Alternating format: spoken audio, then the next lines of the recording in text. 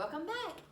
All right, today we're doing job 35, okay? So I hope you have your notebooks ready. All right, today we are going to talk about how GTF provides physically, okay? He provides for us physically. If I were to ask you what we need to survive physically, what would you say? Okay, some of you would probably say air. We have to breathe. We need some oxygen. Some of you would say food, right? We would need to be able to eat and nourish our bodies. And then we need water, okay? Some of you might say that we need a house, like we need some shelter, okay? Some of you might have said clothes, okay? All of the things that we have, God provides for us, for our physical well-being, okay? Do we sometimes complain about those physical things? You know, what if we say, well, I know I have these pair of shoes, but I would really rather have this other pair, okay? Sometimes we do that as God's children. We complain and we think, well, if only we had this, then we would be happy, or we would be grateful, or we would be thankful, okay? We're going to probably start our study about the most grumpiest complainers that are in the Bible. Okay, and we'll talk about them a long time, and they are God's people.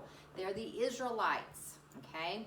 So, sometimes Miss Morgan and I, we call them crabby britches, okay? They're so complainers. They complain all the time. But anyway. All right, so we're going to review a little bit. If you remember, we talked about the last plague, okay, and the way that the Israelites were ready to leave Egypt, okay? God is going to get them out, all right? And they come to the Red Sea, all right? And instead of thinking about all the plagues that God sent, and not all of them touch the Israelites, they get there and they start griping and complaining and grumbling. Oh no, what are we gonna do? Oh, you've brought us out of Egypt. We should have just stayed. We could have died in Egypt. Now we're gonna be dying, in this sea, because the Egyptians were right behind them. But you know how it goes. God provided a way for Moses to have them cross the Red Sea, okay? Moses lifted up his staff and the Red Sea divided, and it was dry on the land. They were able to cross, and in fact, once they all got across, the Egyptians were behind them, and then the water walls fell on the Egyptians and killed them, okay? So over and over again, we are going to see how God provides for the Israelites physically, okay? So that he physically got them out of Egypt. He physically did that miracle where the Red Sea parted and let them get out. And we're going to time and time again see that the Israelites are not grateful for it, okay? They complain and they gripe, all right? So this is no different, okay? They go back and forth. Once they cross the Red Sea, the next chapter in Exodus is just this chapter about a whole song that they sing to the Lord to praise his name because of what he did, okay? All right, so all the time when anything bad happens, the Israelites, they want to blame Moses and Aaron. Why did you bring us out of Egypt? We could have stayed, okay? So there's no different, okay? Where they are going towards the promised land, okay? Remember all the way back to Abraham when God promised One of the promises was he was going to give them land, and it was the promised land, and it's Canaan's land, and that's where Moses is taking these people. He's taking the Israelites there. Now, let me say that they're not just a few people, okay? At this point in time, there were probably 2 to 3 million Israelites, okay? 2 to 3 million. On a good Sunday morning, before the coronavirus, at Madison, there might have been 1,000 people, okay? So if you can think back and imagine that. If you can think of the biggest football stadium, that will not hold 1 million people, okay? So we're talking 2 to 3 million people. That's a lot of Israelites that are griping and complaining, okay? The first place that they get, they're in the desert, they're walking, and they start getting thirsty. And they start complaining, okay? They complain to Moses and Aaron, we don't have anything to drink. And they get to this place that's called Marah, okay? And they get to that place, and there is a body of water, whether it's a river or a lake, but it's a body of water, and it's nasty, okay? It's bitter, okay? That's what Marah means, is bitter, okay? And so they are not able to drink. So once again, they start complaining. Oh, we're so thirsty. What are we going to do? And instead of remembering that God has taken care of them physically up to this point, they forget, okay? So God tells Moses to throw a tree in it, and it becomes sweet, and they're able to drink. And in fact, the next city or next place that they come to has a beautiful 70 palm trees and 12 springs, meaning springs of water. They have plenty of water, okay? So once again, they're thankful, okay? Once they get what they want, then they're thankful to God, okay? All right? They keep going, all right? So he's provided for them a way of escape from enemies.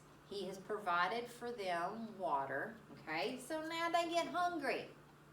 And they start thinking back to Egypt, and they start complaining to Moses and Aaron once again, saying, well, we had all this food in Egypt. We should have stayed in Egypt. They were slaves for 430 years. How little they forget, okay? And so they start complaining, and so God tells Moses, I am going to rain down bread from heaven, okay? Bread from heaven. When you wake up in the morning, there are going to be these little flakes of bread out on the ground that all the people have to do is go and gather and eat, okay? So the next morning, they go out, and then sure enough, there's this white, flaky stuff that's on the ground. And see this man right here, he's like, what is it? And that's what manna means, okay? It's called manna, and it means, what is it? Okay? They had never seen it before, so it only could have come from God, okay? So God is providing them food. Later on, they start complaining, and they want meat, because they eat manna, you'll learn later on, for 40 years, okay? So they complain, they get tired of this manna, and so God does send them meat and sends them quail. All right, so God is taking care of them physically, okay? But God wants obedience. He always wants obedience. And one of the things about manna is that he tests them to see if they're listening, okay? So he tells them, he goes, you go out and you collect this bread from heaven, this manna is going to fall every day except on the Sabbath day, okay? Every day you only pick up what you need. If you try to pick up more, then maggots or worms will grow in it, okay? But on the day before the Sabbath, okay, you pick up 2 days worth. And when you pick up 2 days worth, even all that leftover for the Sabbath day, it will not get worms or maggots in it. Okay? So can you believe some of the Israelites listened and they went out and they took what they needed and it was enough for them for that day. Some of them didn't, and they learned very, very quickly that if they took too much, they were going to have maggots in their food the next day. That just disgusts me so bad. But anyway. All right, so, and then once again, those people that listened about the Sabbath, because the Sabbath day, the seventh day was a day of rest, okay? And God said, I'm not going to rain down the manna that day, okay? So the day before, you're supposed to pick up 2 days' worth, okay? The ones that listened had food. The ones that didn't walked out on the Sabbath day, looked around, and there was no manna, okay? I bet they learned real quick, didn't they, to listen, okay? Because this God did this for them for 40 years, okay? All right. Another thing that he did was he protected them from their enemies, okay? We've already talked about how he protected them from the Egyptians. But later on, there is a fun story that I really like. And it's a story about where we first meet Joshua, okay? Joshua is a commander and a general for the Israelites' army. And they meet an enemy called the Amalekites, okay? And so they go to war. Well, Moses helps them through God's help, okay? God allows the Israelites to win as long as Moses holds his hands up like this. See if you can do that. How fast do your arms get tired? And I'm not even holding anything, okay? Moses would have had his staff up, okay? So as long as he was holding that rod up, that staff up, the Israelites were beating their enemies. They were winning the battle. But, okay, Moses, remember, when he got them out of Egypt, was 80 years old. So his arms would get tired. And when his arms came down, the Amalekites would win. Okay? So his brother Aaron and another man named Hur, they first pushed a rock up to Moses so that he could sit on it and rest a little bit. And then each one of them got on each side of Moses and helped him hold his arms up so that the Israelites could win against their enemies, okay? All right. So we talked about how God provides for us physically. He gives us everything that we need, and we can see that as an example for what he did for his people, the Israelites, okay? What we need to remember is we don't need to be like the crabby pants that the Israelites were. We need to be grateful, okay? Because when we are not grateful, then God is sad, and it makes him unhappy that we don't trust him, okay? And that's what that means. When we think about the Israelites, okay, they should have trusted that God would provide for them. They should have looked back and said, wow, look at what all God has done for us. I know that this body of water I can't drink, but God's going to fix it somehow. Or I don't have anything to eat and I'm hungry, but God will provide. And we need to learn how to provide as well. Let's get our work order out. And let's see. Okay. So all of this happens in Exodus 15 through 17. Okay, and we talked about how GTF provides physically. Okay, provides physically the things that we need to survive. Okay, who did the Israelites blame when they did not have what they wanted? Well, they would complain to Moses and Aaron, the leaders.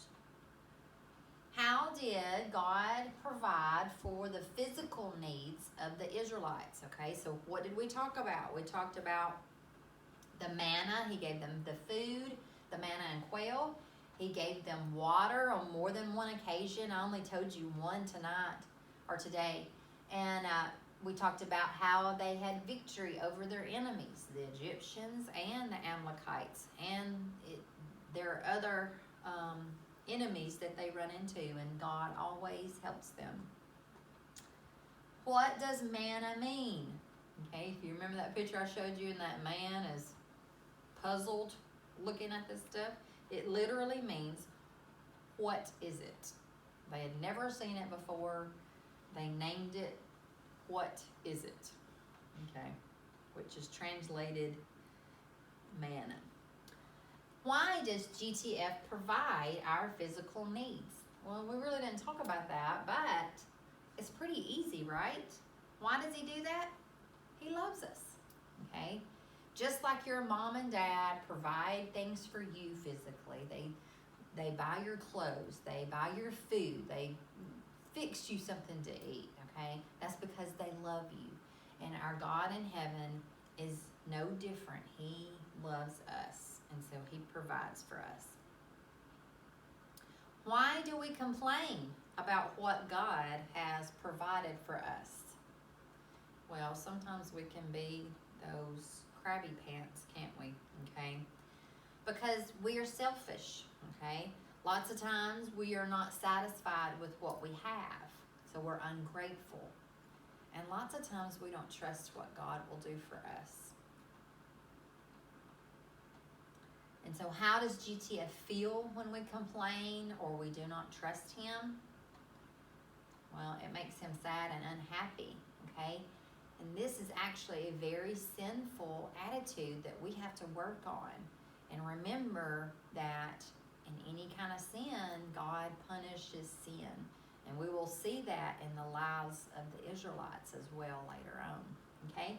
I hope you have a great day. I'll see you next time.